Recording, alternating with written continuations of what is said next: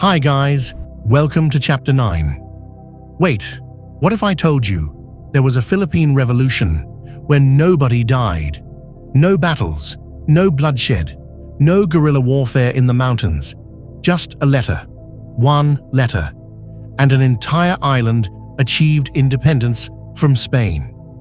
While the rest of the Philippines was drowning in blood, fighting brutal wars against Spain and then America, Negros pulled off the most brilliant strategic victory in Philippine history, and nobody talks about it. Why? Because it doesn't fit the hero narrative. It's not dramatic enough. Well, I'm about to show you why strategy beats violence every single time. Smash that like button right now, hit subscribe, and let's get this to 500 likes, because Day 9 of Hidden Philippine History is about to change how you think about revolutions. Here's the setup. November 1898. The Spanish-American War just ended. Spain lost hard. They're selling the Philippines to America for $20 million, like we're property. Most Filipinos don't even know this yet. In Luzon, Aguinaldo's government is preparing to fight Americans instead of celebrating independence. In the Visayas and Mindanao, chaos. Everyone's trying to figure out what happens next. But in Negros Occidental, something different is brewing. The sugar barons, the wealthy Filipino landowners, are having a meeting, and they're about to execute the most gangster power move in Philippine revolutionary history. First, you need to understand Negros. This isn't like other Philippine islands. Negros is rich, sugar plantations everywhere, massive haciendas owned by Filipino families, not Spanish colonizers. These aren't your typical revolutionaries. These are educated, wealthy elites who studied in Europe, speak fluent Spanish, and understand exactly how colonial power works. When the Philippine Revolution started in 1896, they watched, they waited, they calculated, and in November 1898, they see their moment. The Spanish garrison in Negros is isolated. No reinforcements coming. Spain just lost a war to America. Spanish authority is collapsing everywhere. The colonial order is clearly ending. The question isn't whether Spanish rule will end. The question is what replaces it. The Negrense elites, led by Aniceto Lacson and Juan Araneta, make a decision. Instead of waiting for chaos, they're going to control the transition. Instead of fighting, they're going to negotiate. Instead of revolution, they're going to send a letter. November 3rd, 1898. Aniceto Lacson, calling himself General Commanding the Revolutionary Forces of the island of Negros, writes a letter to the Spanish colonel in charge, Isidro de Castro. The letter is polite, almost respectful, but the message is clear. Your rule is over, American forces are coming, resistance is futile, surrender now, and we'll handle this like gentlemen. If you're thinking this sounds too easy, you're right. It shouldn't work, except it does. Colonel de Castro reads the letter and does the math. He's got maybe a few hundred soldiers. Lacson claims to have revolutionary forces ready to attack, the actual numbers debatable. American warships are in Philippine waters. Spain lost the war. Nobody's sending help. He's trapped on an island with a population that clearly doesn't want Spanish rule anymore. What's he going to do? Fight to the death for an empire that literally just sold this colony? He makes the smart choice. 3 days later, November 6th, 1898, he surrenders.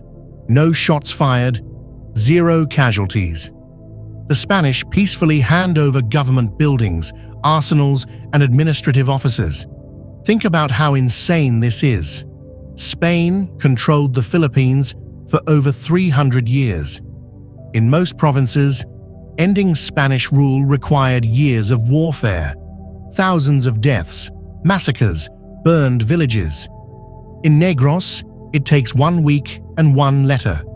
This is Sun Tzu level strategy. The best victory is the one where you never have to fight.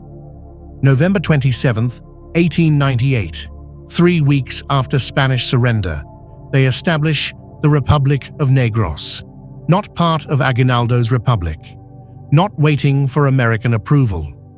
Their own independent republic with its own constitution, president, government departments, and flag. Aniceto Lacson becomes president. They draft a constitution that guarantees civil rights, separation of powers, representative government. They organize schools, maintain infrastructure, keep the sugar economy running. For several months, Negros is genuinely independent, governing itself successfully. Now here's where the story gets complicated, and this is why some historians debate whether the Negros Revolution should be celebrated. The Republic of Negros was elite-dominated. The constitution was progressive, but only landed men could vote.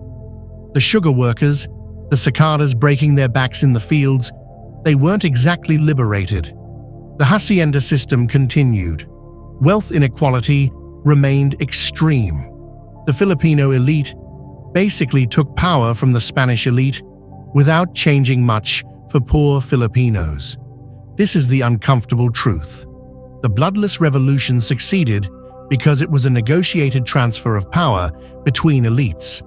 The Spanish weren't threatened with peasant uprising that would destroy the economic system. They were offered a deal. You leave peacefully, we maintain order and property rights. The Negros revolutionaries weren't trying to overthrow capitalism or redistribute land. They were trying to run the same system, just without Spanish people in charge. But even with that critique, what they accomplished was remarkable. They proved Filipinos could govern themselves. The Republic of Negros functioned. Laws were enforced. Economy continued. Society didn't collapse into chaos. When Spanish and American officials claimed Filipinos needed colonial guidance because they were incapable of self-government, Negros proved them wrong. For months, an independent Filipino republic operated successfully. The republic didn't last long. April 1899, American forces arrive. The Negrense leaders faced the same decision as before: fight or negotiate. They chose negotiation again. They accepted American authority in exchange for guarantees of local autonomy. Some historians call this betrayal of independence. Others call it pragmatic recognition that a small island republic couldn't resist American imperial power. Either way, the independent Republic of Negros became part of American colonial Philippines. So why don't you learn about the Negros Revolution in school? Because it's uncomfortable. It challenges the heroic narrative. Philippine revolutionary history emphasizes brave fighters with bolos charging Spanish rifles, guerrillas in mountains, desperate last stands. The Negros Revolution was wealthy landowners negotiating with colonial officials and achieving independence through paperwork. That's not romantically appealing. It doesn't inspire the same emotional response. The Negros Revolution also complicates national unity narratives. While Aguinaldo's forces were fighting and dying, Negros was governing itself peacefully. While other regions suffered brutal warfare, Negros negotiated successfully. That suggests the Philippine Revolution wasn't one unified movement, but multiple regional movements, with different tactics and different outcomes. That messiness doesn't fit in textbooks, but here's what the Negros Revolution proves that's absolutely crucial. Revolution doesn't require violence to succeed. When conditions are right, when colonial power is already collapsing, strategic negotiation can achieve what years of warfare cannot. The Negros revolutionaries understood timing. They waited for the perfect moment, the brief window when Spanish power was gone, but American power hadn't arrived yet, and they seized independence. The bloodless success also demonstrates that Filipinos could govern effectively. The constitution worked. Government operated efficiently. Order was maintained. Economy continued. For months, Filipino self-governance succeeded. That's not theoretical. That's historical fact. Think about the contrast. In Samar, the Balangiga encounter led to American forces turning the island into a howling wilderness. In Negros, strategic negotiation led to peaceful transition. Which strategy preserved more Filipino lives? Which strategy better served the people? The answer is obvious but uncomfortable because we romanticize violent resistance. I'm not saying the Negrense elites were perfect. They weren't. Their revolution preserved systems that oppressed poor Filipinos. But they proved something important. Filipino strategic thinking, when given the chance, could outmaneuver colonial powers without firing a shot. The Republic of Negros existed. It worked. And the fact that it's barely mentioned in Philippine history textbooks tells you something about whose stories we choose to remember and whose we choose to forget. We remember violent resistance because it's dramatic. We forget strategic negotiation because it's not. If this story challenged how you think about revolution, hit that like button right now. We're going for 500 likes on this video. Subscribe because tomorrow, day 10, the final episode of this series, we're covering Hermano Pule and the Tayabas uprising, the religious rebellion that almost ended Spanish rule 50 years before it actually happened. Share this video with everyone who thinks revolution requires bloodshed. Tag your friends who studied Philippine history and never heard about Negros.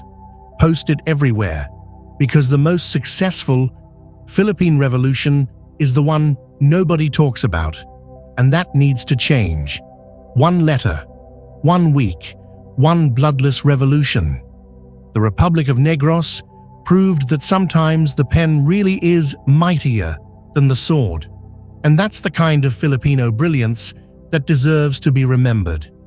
Day 9 done, one more to go. See you tomorrow for the finale.